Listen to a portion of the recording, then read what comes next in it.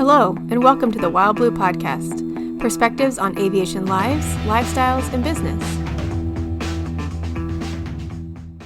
Hello, everyone. Welcome back to the Wild Blue Podcast. Todd Minton, Chris Kirk, and we're going to continue to talk today. If you had a chance to listen to our last podcast, we have an excellent, very interesting guest with a tremendously varied aviation background and business background, both in aviation as well as in business activities outside of aviation. Craig Wilcox, welcome back. Thank you. Good to see you again, and anxious to talk today about your latest business venture, Arrowhead Airpark, a new airpark in the Kansas City area. And we left off talking about your other business venture, the carriage house. That's correct, right? When I say carriage house, I don't want to say, is there an S on there? There is Carriage Houses of Johnson County. Of Johnson County, which is, as you described it, almost a automobile condominium car enthusiast sort of. Yes. We sometimes describe it as a storage unit facility times 10. Everything is bigger, better, cleaner, insulated. It's nice. So it's not like your typical orange door storage unit place. Right. And people purchase these garage units. We call them condos even though they don't live in them. It's just the condominium concept of a unit within a larger building. But they buy a garage of varying sizes and they turn it into their little car man cave. And some of these garages, I'm pretty sure they've spent 3 times decorating and upgrading their garage than they spent for the actual garage. We have garages with spiral staircases and lifts so they can store multiple cars. One gentleman has 2 murals that cover the entire side of the garage, like, A Night at the Drive-In from the 50s, yes. That kind of thing. And I'll bet there's some neat cars out there. Classic cars. Now, people also have boats, motorhomes, it's just whatever they want to store that rolls, basically. And we've even got a few owners who bought a garage, and then one guy put in a batting cage for his grandkids. Wow. Inside the garage, and another one restores old pianos. Wow. So it's not just for cars, but that's the main interest in that area. And as long as there's no spray painting or gas welding, we don't really care what you do in your garage, as long as it's not a commercial activity with buyers coming in or something. Are a lot of the guys, because my son's big into cars, so I'm kind of curious about this, but are a lot of the guys restoring their own cars or have cars that they restored, or is there a mix of folks that have just bought cars that are already restored and they're just... Both. We had one gentleman who since sold his units and moved on, but he used to restore Alfa Romeos. So at any one time, he'd have 3 or 4 of these old Alfas in his garage, some on lifts, some on the ground, and do it himself. Others just buy a classic car and all they want to do is wax it, and just keep it running and take it to car shows. Right. And it's all good. Huh. Who are your clients? Is it a wide variety of people of all walks of life? Well, I wouldn't say all walks of life, but generally, upper middle class income demographic, because the garages aren't inexpensive. I'd say 90% of them are there because they're car enthusiasts or car nuts, and it's a lot of them live in very nice communities that don't allow a separate garage built in the backyard, or they don't allow vehicles to be parked in the driveway or out on the street, like people with a large motorhome, for instance. And so we become their second garage out at this facility. And then, like I said, because it's kind of a guy heaven out there, people spend a lot of money and a lot of time really dressing up these garages, and they're all fully insulated, drywalled, a lot more upscale than just a storage unit. So And they can sell them. That's what I was going to Yes. ask. They can sell them, and then there's probably covenants that they have to abide by amongst the Yes, the and residents yes. there. And that's one of the main selling features is these aren't rental units. In fact, we don't allow any rentals or subletting. It's personal property, just like you buy a condo down at the Lake of the Ozarks or in Florida. You own this garage condo, and everyone who's sold has made money on their garage, and we've pretty much got a line out the door waiting for new garages right? or for garages to come up for sale.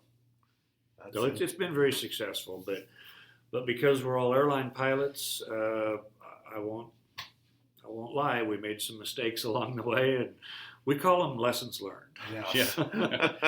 But real estate development's a lot more involved than it appears on the face, and there's just a lot going on in the background with zoning and tax, treatment, things like that we weren't fully aware of, and but we're a lot smarter about it now. Well, that with this new undertaking, this new very large project, Arrowhead Airpark, that you are, that's in. I hate to say, I want to say in some regards, well, it's in its initial phases. I know it's not in initial phases for you, but it's really getting rolling now. And you must have taken some of the lessons from that development, carriage houses of Johnson County. We certainly did, and actually it was some of the garage owners that I'm in partnership with at carriage houses. We had a dream of taking that car garage condo concept and making it a hangar condo concept for an Airpark. Due to COVID and other issues that came up in the last couple of years, I'm basically the surviving enthusiast for an Airpark. So I found some new business partners that I work with, and one of them was my private pilot student. We were flying back from Branson, Missouri in his Cirrus. I'd flown him down there because he didn't have his license yet. And on the way back, I'm looking at fields as we're flying over southern Missouri, saying, boy, that'd make a great Airpark. Boy, that'd be perfect for my Airpark. And then he said, what are you talking about? So I gave him a little background of how I've always had this dream of developing an Airpark. And he said, do you want a business partner? And the rest is kind of history. So we brought in some other business acquaintances, colleagues, and now we have a 6-member LLC, and we have a contract on 160 acres south of Belton, and it looks like it's going to come to reality. It'll take a little while, obviously. We've got lots of hurdles to get over with the county and the purchase and the engineering, grading of the land. There's so much underneath the surface that people don't see until there's an actual runway or buildings or homes there. But so far it's green lights, and we look forward to purchasing this land in about a month, and we hope to have the runway in by the end of the year. So Craig, I want to stop you real quick because I know that there's people that are probably listening and interested. Throw out your website, so if they want to go onto it right now while listening to this, they can. Okay. First of all, we have not established a website yet. Okay. That's on our to-do list. But we do have a Facebook page. Just look up Arrowhead Airpark on Facebook, and it'll take you right to it. Or if you want to contact me directly, use my Gmail account, arrowheadairpark@gmail.com. Okay, thanks. When will you be able to start selling actual lots along the runway? I mean, what's the time frame? We're looking for early fall to actually start writing contracts. Right now we have a reservation system where, if interested future owners want to get their name in the hat and make sure they get, first choice when we release the lots, they can do that. And we can coordinate that through that Arrowhead Airpark email address. Or they can call our realtor, if you don't mind.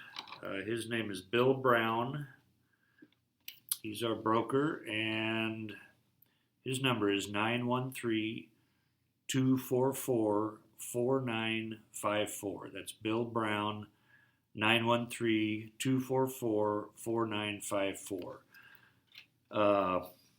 So right now we have 14 people who have made reservations. Oh, wow. So a very robust response, we thought, to our first marketing Exciting. push. Yes. And I'll interject real quickly and say you just held an initial meeting, within the last about 2 weeks ago? 2 to 3 something weeks? like that. So that's quite impressive right off the bat. yes, and that's basically just putting down a little money to hold their place in line based on a good PowerPoint presentation. Yes. We have nothing to actually offer yet, but we have to take it all one step at a time. Absolutely. But you guys have got a lot of planning that's been done, a lot of Yes. infrastructure that's been considered. So give an overview of number of lots you're talking about, the size of lots, the runway situation, clubhouse, all these things that you've got going on. Because there's a tremendous amount of thought that's gone behind this. Right. So the main feature is the paved runway. I'd say the majority of Lighted runway? It will be lighted, and we will have a GPS approach. Okay. We're working through the steps for that. So we're planning initially for 3,000 feet of length and 40 feet wide. A few years down the road, if the current homeowners decide it's worth it, then we may do an assessment and widen that runway a little bit, 50 feet, 60 feet. We're going to build it in a clear zone that's big enough where we have room for that expansion. But initially 40 feet, which is wide enough for most, reasonably skilled pilots. It's not Roosterville, if you're familiar. And so if I remember, it's like a 1-3-3-1 orientation, more or less? Yes, 1-5-3-3. 1-5-3-3. Yeah, Okay. 1-5-3-3. So southeast to northwest, that fits the topography of the land and where the ravine and the ponds are. There's really no airspace around it that's a conflict. There is a small private airstrip to the northeast, but we have a letter of agreement with them through the FAA, so we won't have any conflicts there. So the runway is the key anchor of the Airpark. And then we're going to sell what we call estate lots, which are lots that are about 1.5 to 2.5 acres, where homeowners can build a nice, large, upscale home and then either have a hangar as a separate building or as part of the home. And we'll have covenants for that to make sure that those are of the appropriate size and appearance, that it keeps the value of the property there. Where we kind of started with this was the condo concept, garage condo to hangar condo. So in the southeast corner, we plan to build a few hangar condo buildings. So these will be similar to the garage condos in the concept of ownership and individual units within a building, but obviously a lot larger. What will make those different from your typical city or county airport is these will not be T hangars. They'll be box hangars, which gives you quite a bit more square footage to have storage, workshop, perhaps even 2 airplanes. T hangars they kind of fit your airplane like a glove, so there's not much room to do much else. Right. They'll be fully insulated, fully drywalled, and then with the option for climate control, so heating and air conditioning, because as I'm sure we can all agree, a cold T hanger on a winter morning is no fun at all. And so these will be obviously much nicer than that, and we don't plan to rent. Those will be sold, similar to the garage condos, which helps with pride of ownership and resale value. So instead of just something you rent, kind of throw money into the trash every month, this is something where you're building equity. And the size of this box hangar is going to be roughly? The smallest ones will be about 40 by 40. Okay. I think we ended up with 1,700 square feet. They're slightly wider than deep, so we could put a 40-foot door in. And then we also have a second size plan that'll be 50 feet deep and 54 feet wide. And then we'll kind of let the market determine which of those we build first, and maybe we'll have another size eventually. But Do you have a builder already selected or an idea? Yes, he's the builder we used at the carriage houses. Oh, okay. So I've already got plans and estimates and door estimates. Sure. So we've kind of done our homework on that, but we haven't made a final decision which building we'll put up first or how many units it'll have. Mm-hmm. But that's the second feature. Our attendees at our marketing launch made it very clear that neither of those was exactly what they were looking for. They said, I don't really want to build a house. My wife really doesn't want to live on an Airpark, but I can't live in this hangar condo you're offering. And we said, well, let's come up with something in between. So we're now going to offer what we call residential hangar lots. So these will be about half-acre lots, some slightly bigger just based on the lay of the land, but at least a half-acre. And you can build your own hangar there, and you can put a small apartment in it. And the apartment can be on top, it can be inside in a corner, it can be attached to the side. As long as it meets our covenants for appearance and setback, those kind of things, we're going to be pretty flexible on that. And that's where we've got most of our reservations recently, was with that concept. Sure. And that's pretty easy to develop because we put in basically a taxiway, an entry road, and some infrastructure, and sell the lots. It's not like having to build the hangar condos, which are quite an expense. Mm-hmm. Last feature of the Airpark will be our community clubhouse. So some Airparks around the country, even though they have very nice homes and a nice runway and everything, they still don't really have a central social hub. And we think that's important. It worked very well at the garages. And so we're going to have a large upscale community clubhouse, which will have enough facilities for restrooms, kitchen. You can hold small private parties there. We can have Airpark safety meetings there. Or you just have some friends fly in from out of town and you want to get together and have dinner out on the patio.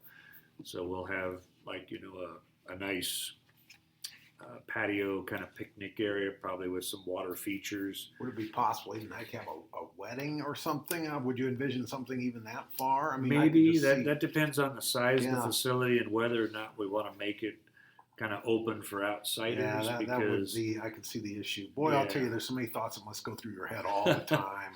Could be, couldn't be, might not. Yeah, every option we offer has its pros and cons in cost and liability. So we haven't completely made up our mind on some of those yet, but we will have a clubhouse, and it definitely will have restroom facilities for our hangar condo owners because there's no water in those facilities. How big we go on that, what kind of scale, that hasn't been determined yet. Interesting. But anyway, like I said earlier, I think in the first podcast, we want people to drive in and just be totally blown away. Like, wow, this place rocks.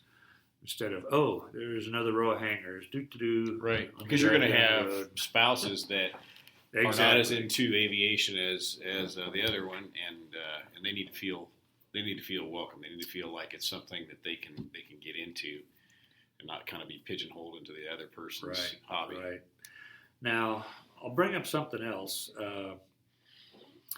Airparks, obviously, people live there because they have airplanes and they want to fly airplanes. But we plan to restrict airplane flying a little bit because even if you're a resident in an Airpark, you don't want to hear the guy taking off right over your house all day long.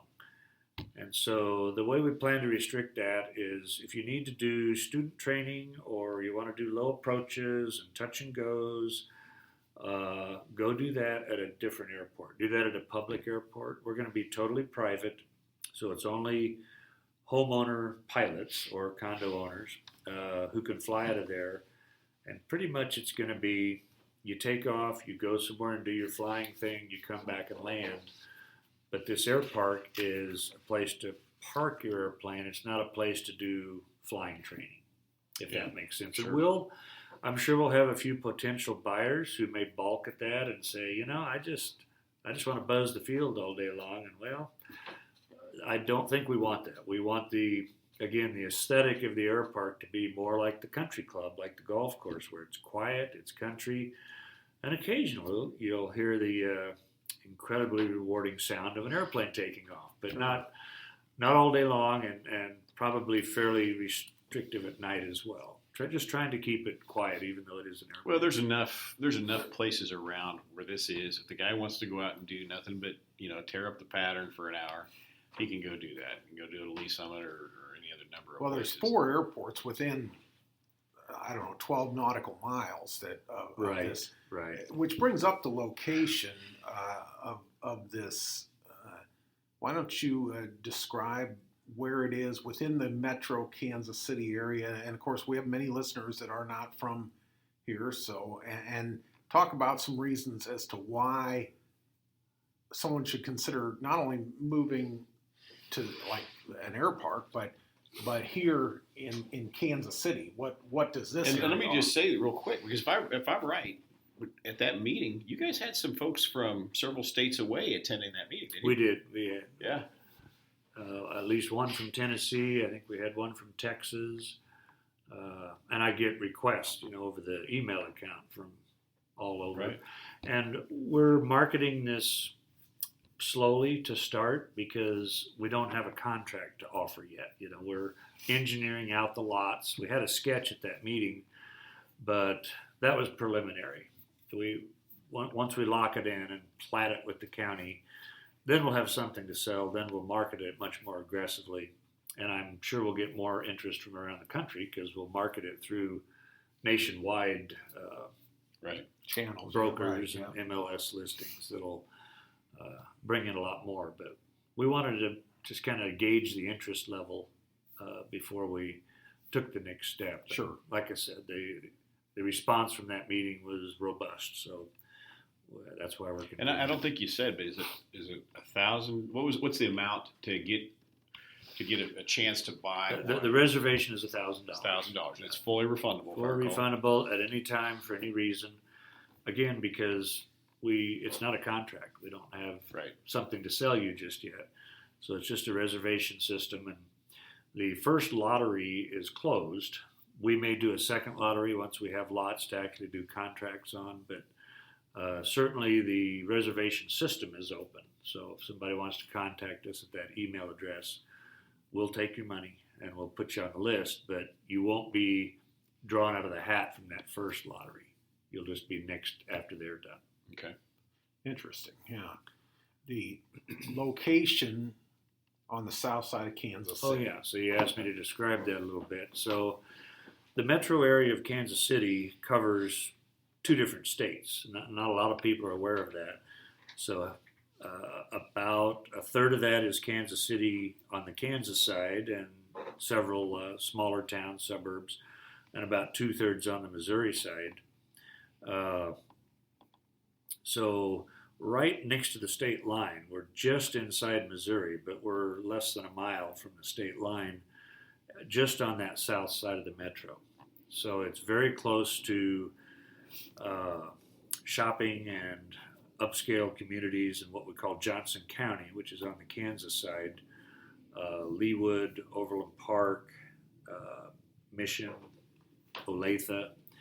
And then on the Missouri side, Belton, Raymore, Grandview, Lee Summit.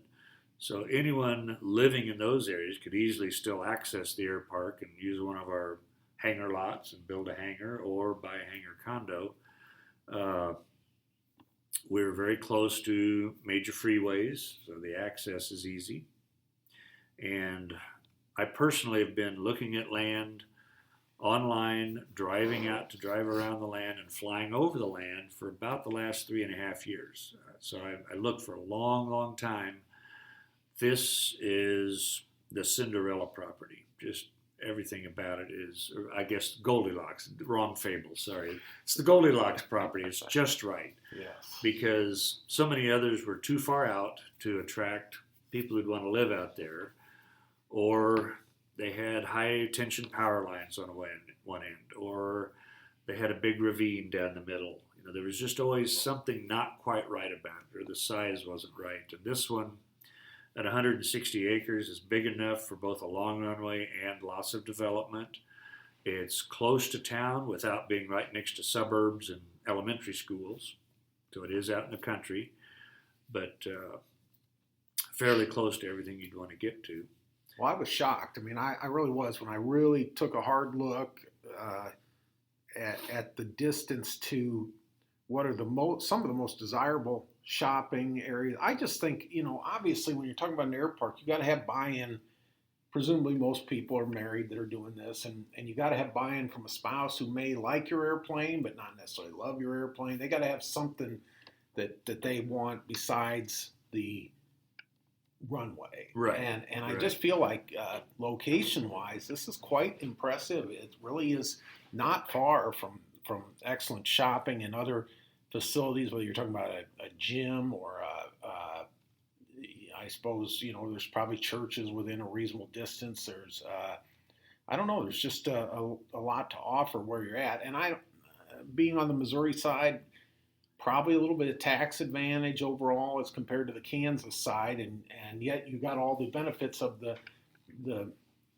probably the, I don't know, Johnson County, how would you describe it within the Kansas City area? I hate to use the term the money part, but it's probably it's a fact, you know. And you're right there. You're accessible to all that in Right. Johnson County, but you take advantage of being in Missouri with regard to taxes and just. I mean, I can't really say cost of living because you're buying, but certainly taxes. And fuel is cheaper in Missouri than it is in. I think the only thing that's not cheaper is property tax on an airplane. Yeah. And that's going to be the one difference. But I've done the math on it before, and living on the Missouri side, and I'm from the Kansas side. I'm from Johnson County. Living on the Missouri side, you know, between income tax and sales tax and all these other things, it's definitely cheaper living on this side of the state line. Now, the three of us may have a disagreement at the table with regard to in-state tuition and at which college, but you're the guy that owns the Airpark, and I got it. You're the Missouri guy, and you got it. And honestly, you know, the demographic that we're targeting to purchase these properties, those will be considerations, but I don't think it'll ever be a deal breaker. Right. Yeah. It's more important just location. I think location and the just the what you're offering, what the appeal is. You know, Yes. it's a high end place, because like we were talking about just briefly on the last podcast, you know, there's a couple of other places here in town that are, you know, they don't have a paved runway. They haven't even a couple of them, like up not too far from where you and I live, that where you too have not fully developed or built out. And then you go by them, and you know, the one that I'm thinking of in particular, Lord, they had a house that was incomplete there for it seemed like a decade. Yes. And you know, you drive in, and there's nothing that's just like, oh man, I would love to live here. You know, it was nothing like that. It's like, gosh, they could have done this a little differently. Yeah. You know. Yeah. So, and I think that's going to be the appeal is people that are used to living in nice communities with nice homes. And, you know, and again, it comes down to the investment. That's what I'm always looking at is, can I sell this darn thing when I'm done? You know, is there going to be somebody there to buy it? Well, and let's be honest, you know, you take all the people, let's say, in the Kansas City area, even though we could go nationwide. Let's just talk about the Kansas City area. Of those people, how many are pilots? Maybe 5%? That's a guess. I don't know exactly what it is, but it's a small fraction. Of those 5% of pilots, how many want to live on an Airpark? And of those, how many can afford to buy an Airpark? So it's not as resaleable, you know, it's not as marketable to the general public as just a standard subdivision. But on the other hand, for a pilot who wants to live with his airplane, it's Yeah. it's heaven on earth. And the airparks that are larger and have a paved runway around the country, they do extremely well. And lots in Texas, Florida, some really pretty ones in Tennessee, Georgia. I think it's got a lot of appeal to it. And like I said, there's nothing like this for 200 miles. And we're all biased, but the Kansas City area is really a great place to live. I mean, it's relatively, it's very inexpensive, and it's we do have all 4 seasons, and sometimes they get a little extreme, but we do have a mix of weather here, and we're centrally located. You're not that far location-wise to the downtown part of Kansas City. I don't know if you figured that out. I don't want to put you on the spot and say the exact time. I think the driving time to the center of downtown is about 23 minutes. I mean, is that so? Amazing? Is that about what it would be to like the sports complex? You're going to go to a Royals or Chiefs game. It's going to be 20. Probably 30 minutes. It's a little further north. Okay, that's not bad. East a little bit. But it takes me 45 minutes from where we live now. Right. So. Yeah. No, location-wise, I can't say enough. And then you put in the things Chris was just talking about, the appeal, and it really has a chance to be a real show place. That's our goal. Yeah. So again, I want to just reiterate, if someone has a question about the property, contact you at Arrowhead Airpark at gmail.com. Or your realtor, or broker, I really should say, Bill Brown, and he can be reached on his cell phone at 913-244-4954. And you can be found on Facebook right now. Eventually, I suppose there'll be a website, but for now, there will be. On Facebook at Arrowhead Airpark. Just search that, correct? Right. Yeah. And anybody who goes to the Facebook page, I do want to caution you, the beautiful pictures you see on there are not Arrowhead Airpark.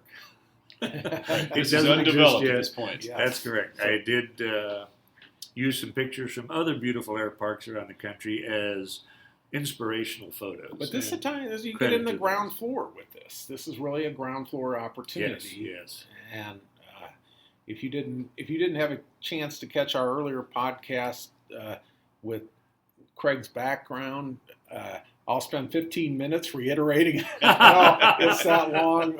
Former a retired military officer, retired fighter pilot, retired Southwest Airlines captain, active general aviation pilot, involved in 2 different very successful formation flying clinics, part owner of we discussed on this podcast, the garage condo concept in Johnson County, Kansas, and now this. So so this isn't. I think it's important for people to hear that this is not Craig's first rodeo when it comes to developing, and you've got a pretty robust team that you've put together. So this is not the Craig Wilcox show. You're obviously leading and you're spearheading a lot of this, and you've got the vision for it. But you've got a pretty talented team. That's well, and I honestly would not have proceeded for land at the price we're buying it at, or this large of a scale of an airpark if it was just a bunch of other pilots. And I don't mean that in a derogatory way, but you need business experience. Mine is fairly limited. It's just from the carriage houses, condos. The partners I brought on are very successful local business people. And I trust them to tell me, I don't think that's going to work. We need to change course here. So that's one reason I feel so optimistic about it, is because they've all signed on and are investing their money in it like I am to make sure this happens. Well, it's exciting. And of course, if anyone needs an airplane to go with the Airpark, there you go. Contact. How's that for a segue? FlyWildBlue.com. No, Craig, it's been a great chance to catch up with you and talk about all these exciting things going on, and so we really appreciate it. Chris, you have anything you'd like? No. I just want to give Craig one last shot. You got any parting thoughts or anything else you want to add to that you wanted to talk about that you hadn't had a chance to yet? No, not really. I would like to express my gratitude for inviting me to do this and giving me the opportunity to get news about the Airpark out there. And Well, it may not be the last time. We may, a year from now, we may be talking again or something. Yeah. Okay. So, we can, on a nice day where it's not windy, we could set this up right there on the middle of the paved runway. There we go. That's exactly right. We can have an on-site. Well, Is that a guy on fire? maybe we need a video podcast. Oh, there we go. Yeah, there you go. No, folks, thanks so much. It's been our pleasure. It's been great having Craig here, and Todd's always a blessing. There's just no two ways about that. So we appreciate you listening to our podcast, to subscribing. You check out the Airpark. Check out what the information that Craig's given. And if you don't have any of that, call us. We'll direct you in the right place. Our number is 888-773-4249. And again, you can always take a look at what we've got at flywildblue.com. Thank you, Craig. Thank you. Thanks for listening to the Wild Blue Podcast. Find us online at flywildblue.com. And don't forget to subscribe and share.